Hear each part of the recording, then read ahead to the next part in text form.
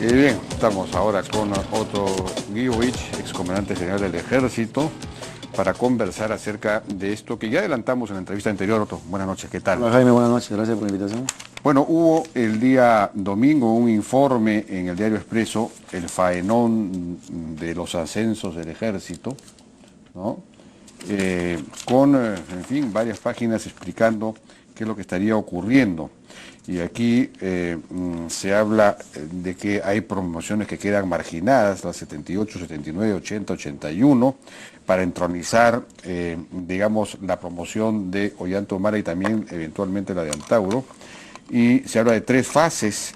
Una primera fase que se llevó a cabo entre el 2011 y el 2012, que consistía en ascender a la mayor cantidad de coroneles de las diferentes armas de esta promoción de Ollanta Humala. De hecho, han ascendido 22 coroneles al grado inmediatamente superior. Hay 22, hay 20 generales de brigada de esa promoción. Y luego hay una segunda etapa que consistía en adecuar la normativa. Se dio un decreto legislativo que incrementó el tiempo de servicio hasta los 40 años y un decreto supremo, pero veo que el decreto del año 2013, en que se establece que para el ascenso a general de división ya no había que contar con 5 años de grado, sino solo con 4. Esto para facilitar el ascenso de los militares, de los generales que estaban en la promoción de Humala. En fin, hay una entrevista en Perú 21 a Bengolea, que a su vez ha presentado un proyecto de ley Sí. para que el tiempo mínimo de servicios en el grado militar de general de brigada es de 5 años, es decir, restableciendo los 5 años. Y, en fin, bueno, ¿qué de cierto hay en todo esto? Es decir, ¿qué sabe usted, general? Jaime, estamos con esta reunión de los gobernadores del Banco Mundial. Permítanme decir algunas 3 cosas positivas que se han hecho en la Fuerza Armada. Yo creo que el avance del Brain es bueno. La posibilidad de que podamos construir aviones acá pequeños, pero que luego pueden ampliarse, es muy bueno. El impulso que se da. Los coreanos. Los coreanos. Lo que se ha hecho con el CIMA, la posibilidad de recuperar la capacidad de construir naves, es muy bueno. Pero todo eso se degrada lamentablemente cuando vamos al campo de los recursos humanos y vemos cómo se ha manejado últimamente. Para comenzar, en 4 años tenemos 5 comandantes generales. Entonces, ¿qué institución resiste esta intensa rotación de mandos, ¿no? Estos cambios y recambios afectan. Pero el problema al cual te refieres empieza cuando el Congreso le da facultades legislativas el año 2012 al Ejecutivo. Y el Ejecutivo en el mes de diciembre emite un conjunto de normas. El 1132 que tiene que ver con remuneraciones, el 1133 que prácticamente termina con las pensiones, con la pensión renovable y deja, bueno, acaba con una ley que era un derecho adquirido, la 1141 que tenía que ver con el sistema de inteligencia nacional y la 1143 que tiene que ver con este tiempo de servicios. Cuando uno lee los considerando de este decreto legislativo, son muy buenos. Hablan de que los oficiales se van a retiro muy jóvenes, que se cargan las pensiones, que hay que aumentar el tiempo a 40 años, lo cual es muy bueno. Y consecuentemente en la misma ley dice que el tiempo de servicios en cada grado. Y dice para generales de brigada o equivalentes en la Marina y en la Fuerza Aérea deben ser 5 años para postular y tener derecho a ascender a división. Y entonces, ¿qué sucede? Sale el decreto legislativo, se reglamenta y luego con un decreto supremo se modifica y dicen en vez de 5 años dicen 4 años. Pero eso no tiene validez. Pero ahí le llaman un periodo de transición, ¿no? Un periodo de transición hasta el año 2017, 2019 me parece, en el cual se restituirían los 5 años. Pero la ley es taxativa, la ley dice 5 años, entonces, pues no entonces tú no puedes decir 6 o no puedes decir 4, si dice 5 es 5. No se puede modificar una ley mediante un decreto supremo. Exactamente, entonces digo, si hubiesen querido modificarla para bien, entonces hubiesen puesto 6, ¿no? Porque como se trataba de llegar a 40 años, era mejor tener más tiempo de servicio. Lógico. Pero si le pones 4, entonces entramos en el mundo de las sospechas y vemos que esto justamente coincide con que con 4 años, este año, algunas promociones podrían ascender. Y lamentablemente, o afortunadamente, en la Marina y en la Fuerza Aérea no sucede eso. Ellos ascienden con 5 años. Ellos sí se han regido exactamente con la esencia de la ley, solo para el Ejército. Entonces, claro, con todas estas informaciones que salen en la prensa, han presentado un proyecto de ley para modificar. No para modificar, para restituir y que se respeten los 5 años. que creo yo... Que ya estaba en la ley, o sea que en realidad... Claro, pero cuando menos, si está en la ley hay que respetarla, ¿no? Yo creo que hay un problema. Ahora, conversaba hoy día con un oficial del ejército y me decía, el ejército no hace las leyes, nosotros las cumplimos. Y tiene toda razón, es muy razonable. Claro. Este es un tema que creo yo se le pasó al Congreso, porque el Congreso cuando da facultades legislativas debe controlar qué tipo de leyes está haciendo el Ejecutivo.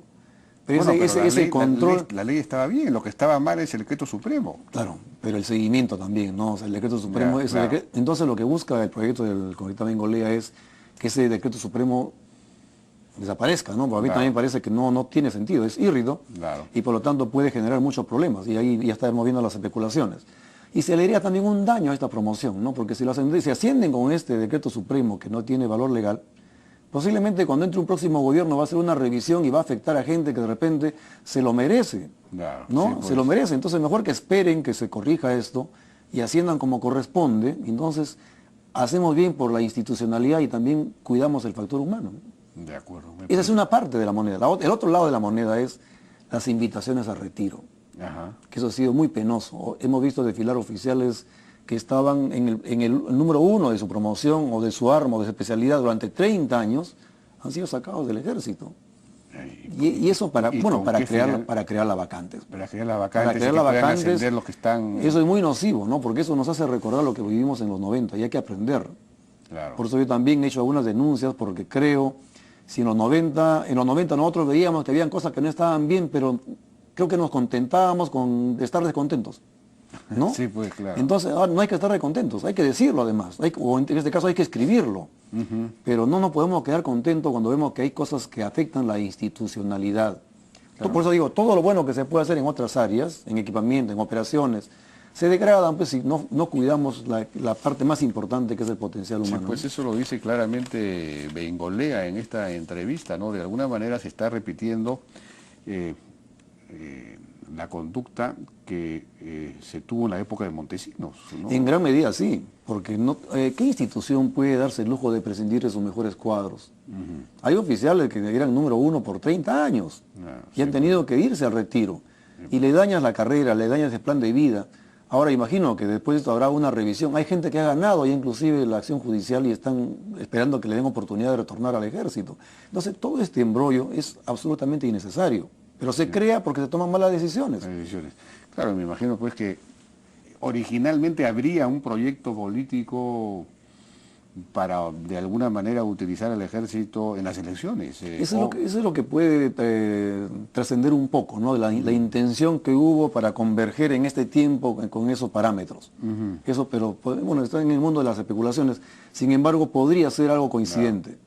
Pero bueno, eso ya acabó, eso no hay, entonces hay que restituirlo, ¿no? Sí, pues. Ahora, el otro rumor de que podría haber un intento de golpe o algo parecido, se ha dicho que el presidente Humala de alguna manera ha, digamos, amenazado con un golpe al presidente del Poder Judicial y al presidente y al fiscal de la Nación en esta reunión del Consejo de Estado. Es decir, habría sugerido que podría haber si se seguía molestando o procesando, en fin, si no se la soltaba a Nadine Heredia, y cosas de ese tipo. O, en fin, hay toda clase de especulaciones, pero claro, esto se presta. ¿Pero usted cree que sería posible un golpe? Fíjate, yo conozco algunos de los mandos militares que están actualmente en posición importante en el ejército y también en otras instituciones. Yo no lo creo posible. No lo creo posible y no creo que ningún oficial pueda desde abajo pasar a los mandos militares. El que está en el comandante general del ejército es una persona muy seria, muy profesional, pero con este marco legal él tampoco puede hacer mucho. Claro, ¿no? Entonces hay que ayudar a que este marco legal se corrija para que se pueda hacer un proceso acorde con la institucionalidad, ¿no? Esto es lo que estamos reclamando acá, o lo que no pueden reclamar los que están en filas en actividad en este momento y lo hacemos nosotros. No es nada político, no es nada, es puramente institucional, no nos interesa otro tema, es puramente institucional, ¿no? Entonces hay que rescatar la institucionalidad, hay que fortalecerla. Digamos, hay cosas de las que uno ya debió haber aprendido, ¿no? Por ejemplo, cuando cometimos la época del primer gobierno de Alan García, la hiperinflación, el gasto fiscal desbordado, el populismo, todo. El país quedó vacunado contra eso y ahora somos, claro, lo hemos de alguna manera, somos muy hipersensibles a hipersensibles frente a la posibilidad de que se abra el déficit fiscal, que se ingrese a una emisión inorgánica de dinero. Lo mismo en el tema institucional, democrático, digamos, de alguna manera con Fujimori hemos aprendido esa lección, pero esta no la estamos aprendiendo, estamos repitiendo ahora lo mismo que se hizo, lo que hizo Montesinos con su promoción. Es que somos, la vez pasada comentaba Jaime, yo creo que somos una democracia todavía con muchas imperfecciones, ¿no? Y todavía hay cosas que no se pueden dejar al albedrío, hay cosas que tendrían que ser más puntualmente normadas. A mí se me ocurre, por ejemplo, que el tiempo de mando que se le da a los comandantes generales de 2 años, deberíamos ir a 4 años, como es en Chile, como es en Colombia, como es en Brasil, como es en otros sitios, para que puedan haber procesos donde se pueda hacer un plan de trabajo y tengan tiempo para desarrollar los procesos y culminar los objetivos que se plantean. Con 2 años, y ahora con este gobierno con año, un promedio de 1 año o menos, meses por cada comandante general, no se puede avanzar. Entonces yo creo que deben haber balances, así como hay balances en los poderes ejecutivo, legislativo. De repente el nombramiento de un jefe del comando conjunto, de un comandante general, que es atribución del Ejecutivo, su despido no puede ser tampoco, como acaba de salir el general Hurtado, nadie sabe por qué ha salido con pocos meses en el mando. Entonces es puramente decisión del Ejecutivo. Quizá el nombramiento pueda ser del Ejecutivo, pero quizá la remoción deba pasar por una revisión del Legislativo. Tendríamos que buscar fórmulas pero realistas, acorde con nuestra necesidad, pero pongámosle un poco de freno, ¿no?, a esta discrecionalidad tan grande que acaba pues con la institucionalidad, ¿no? Por ejemplo, y esto no solamente afecta al Ejército, porque también el ascenso prematuro de promociones afecta al escalafón conjunto. Y hoy día, para ser jefe del comando conjunto, se considera la antigüedad de la Marina, de la Fuerza Aérea y del Ejército. Las 3 fuerzas. Pero si ascendemos a la carrera en el Ejército, como se está haciendo, y la Marina y la Fuerza Aérea mantienen su ritmo, como lo están haciendo, entonces vamos a ver que también el escalafón conjunto, como te mencioné, se altera totalmente. Y esas son cosas, son pequeños detalles que hay que tener en cuenta y es parte de la institucionalidad. Bien, General Otto Glibovic, muchísimas gracias, me parece que sus conceptos son muy claros y ojalá que efectivamente entonces se apruebe este proyecto de ley en el Congreso cuanto antes para... Ojalá que se apruebe, Jaime, porque también el comando del Ejército requiere un marco legal, porque si no, él va a trabajar en el marco legal que existe. Así es. ¿No? Entonces hay que corregir esto y creo que es claro, ¿no? Hay que corregirlo. Aquí hay, bueno, pensemos que ha sido un error, pero hay que corregirlo.